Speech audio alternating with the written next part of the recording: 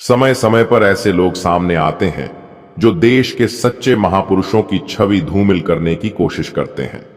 कुछ ऐसा ही हुआ जब भारतीय जनता पार्टी के नेता विवेक मिश्रा ने बाबा साहेब भीमराव अंबेडकर पर एक आपत्तिजनक टिप्पणी की।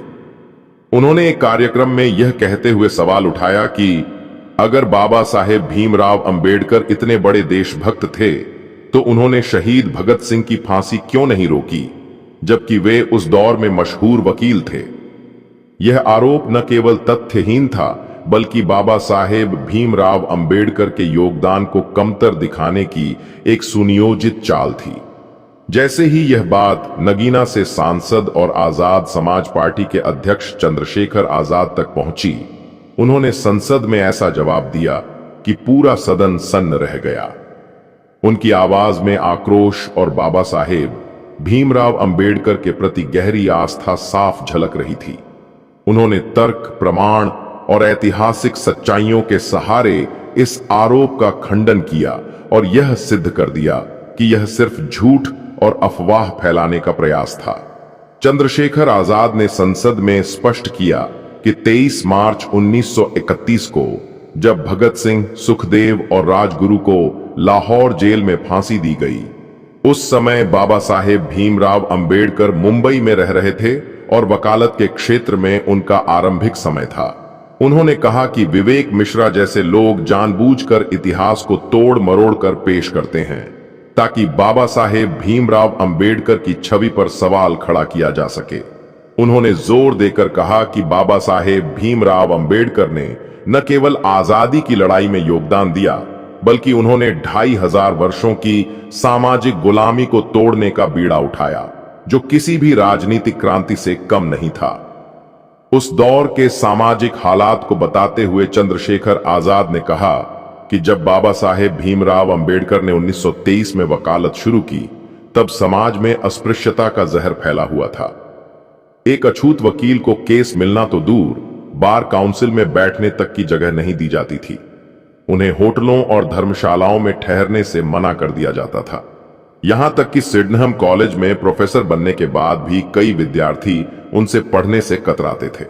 ऐसे में यह आरोप लगाना कि बाबा साहेब भीमराव अंबेडकर ने भगत सिंह का केस क्यों नहीं लिया, पूरी तरह निराधार और हास्यास्पद है।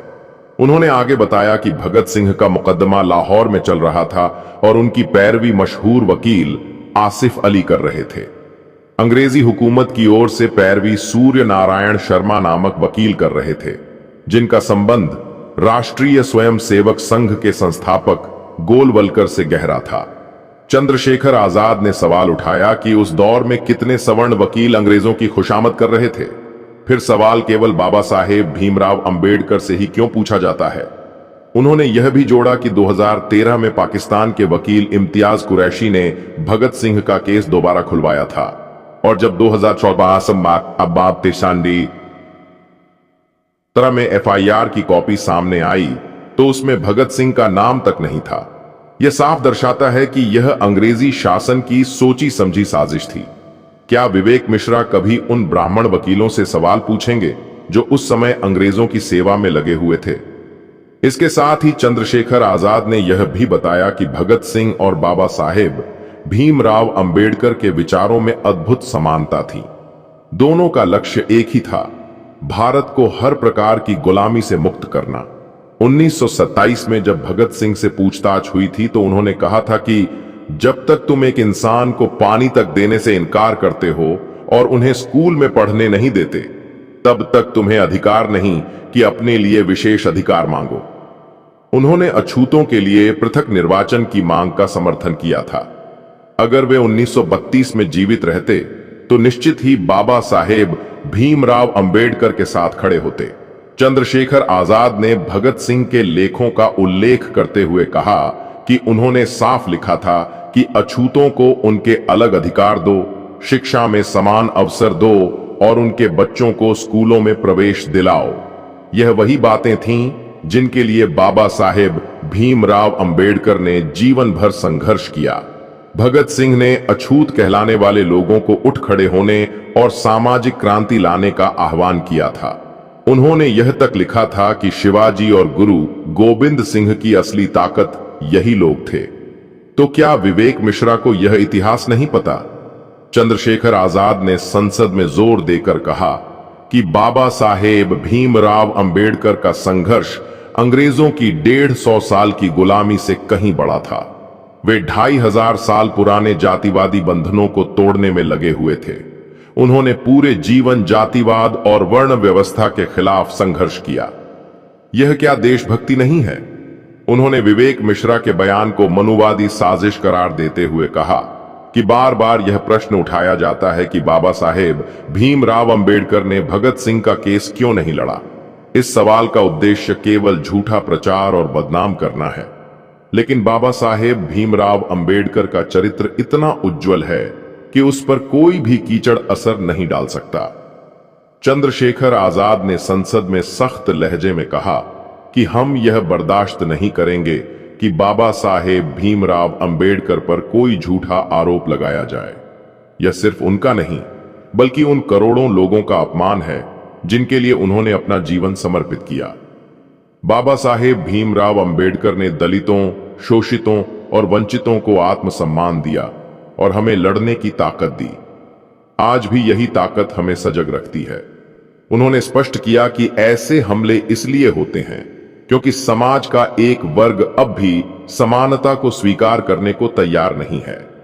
वे चाहते हैं कि समाज उसी पुराने ढांचे में बंधा रहे जहां जाति और वर्ण के आधार पर ऊंच नीच कायम रहे। लेकिन हम यह होने नहीं देंगे। चंद्रशेखर आजाद ने समाज से अपील की कि वह हर बार ऐसी साजिशों के खिलाफ खड़ा हो। उन्होंने कहा कि बाबा साहेब भीमराव अंबेडकर ने हमें रास्ता दिखाया है। हमें उनके विचार हर घर तक पहुंचाने होंगे ताकि कोई भी मनुवादी सोच फिर से समाज पर हावी न हो सके। उन्होंने यह भी कहा कि जहां भगत सिंह ने अंग्रेजी शासन के खिलाफ हथियार उठाया, वहीं बाबा साहेब भीमराव अंबेडकर ने सामाजिक गुलामी को मिटाने के लिए कलम और विचारों को हथियार बनाया। दोनों का योगदान अतुलनीय है। भगत सिंह ने सामाजिक समानता की बात की और बाबा साहेब भीमराव अंबेडकर ने उसे संविधान में दर्ज कर हर नागरिक को अधिकार दिलाया। यही असली देशभक्ति है। चंद्रशेखर आजाद का जवाब न केवल विवेक मिश्रा की सोच का पर्दाफाश था बल्कि पूरे समाज के लिए एक चेतावनी भी था। उन्होंने साबित किया कि बाबा साहेब भीमराव अंबेडकर की विरासत किसी भी झूठी साजिश से धूमिल नहीं हो सकती। समाज को अब और अधिक एकजुट होकर इस मशाल को आगे बढ़ाना होगा क्योंकि यही मशाल सामाजिक न्याय और समानता का मार्ग दिखाती है। दोस्तों, आप अगर सच्चे अंबेडकरवादी हैं तो कमेंट में आप अपना नाम और पता जरूर लिखें, जिससे हमें पता चल सके कि आप इस वीडियो को कहां से देख रहे हैं। वीडियो देखने के लिए शुक्रिया।